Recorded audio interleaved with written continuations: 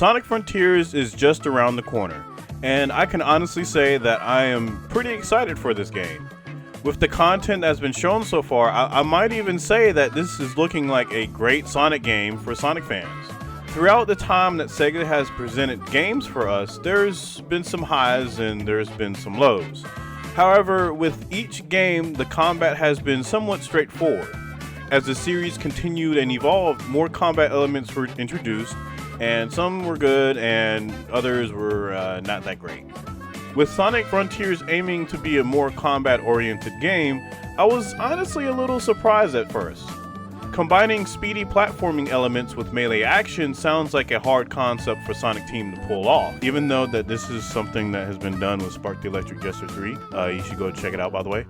But with Sonic Team, the way that they're handling the combat system has me kind of hopeful that we'll at least see some cool stuff in the right hands.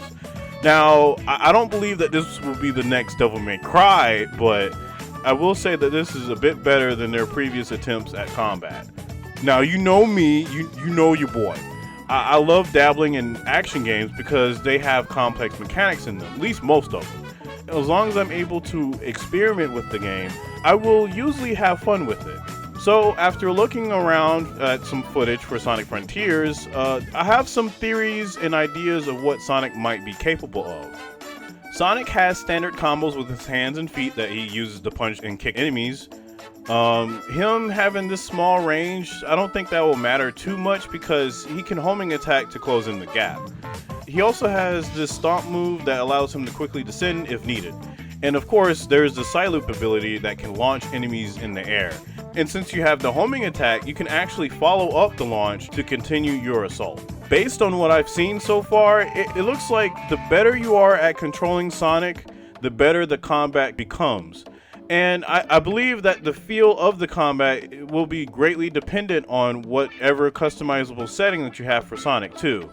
I think you could make Sonic very, very reactive with your inputs, which would allow you to be very precise on boosting and turning. A few things that I noticed is that not only you can dodge to cancel your melee attacks, but you can boost and jump out of them too. Having Sonic able to boost out of an attack is honestly awesome because this greatly opens up his mobility in combat. Considering that Sonic Frontiers movement is similar to other boost games, there is potential for a lot of shenanigans that Sonic could be capable of. His boost seems a little bit slower than the previous games as well, but it still acts like an air dash, which means you can control it a lot easier than the other boost titles. I even noticed in the TGS showcase that Sonic was able to double jump after a boost. And I think that's really big. Like that is huge for his movement. This is something that it didn't exist in Sonic Colors or Forces, which both had double jumps and a boost option too.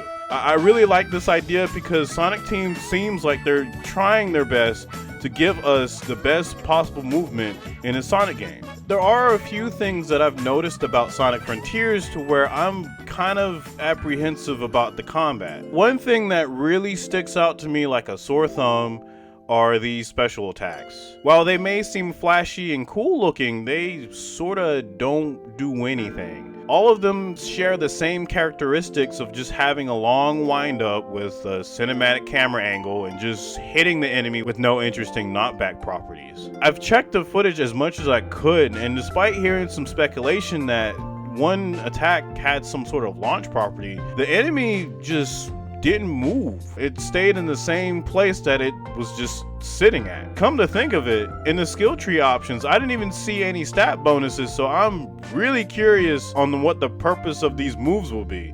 Best case scenario is that you'll have to use different moves for different enemies, so I think that's going to be the case. Another thing that I've noticed is that for the soldier enemies, these enemies only seem like the types that you can launch. Every other enemy type that I've seen so far cannot be launched, which I fear this may limit the things that you can do within the combat. If this is true, I think most of the challenge in these enemy designs is just figuring out how to deal with a certain mechanic they have rather than overwhelming them with a bunch of movement and combos. But as long as it's fun to do, then I don't think this will be a big issue at all, especially if they're able to give us a lot of enemy variations to mix up the combat a little bit. Overall, I think that everything that we've seen so far looks solid. I'll have to admit I'm skeptical about how Sonic Frontiers is going to play out, but my primal reaction to every Sonic game is to be hopeful, because like I'm basically a Sonic fan at heart. Until then, we'll see what happens when the game releases, but right now I have my hopes up. I think this is going to be decent. If you want to know something specific I think about Sonic Frontiers, feel free to comment below and I'll read over your questions and answer them when I can. Until now, I'll see you later, but right as of now, I got a big video planned for my next topic, and some of you might be a little surprised on what I'm going to be talking about. But I won't spoil it just yet. Just be ready for it. Just be really ready.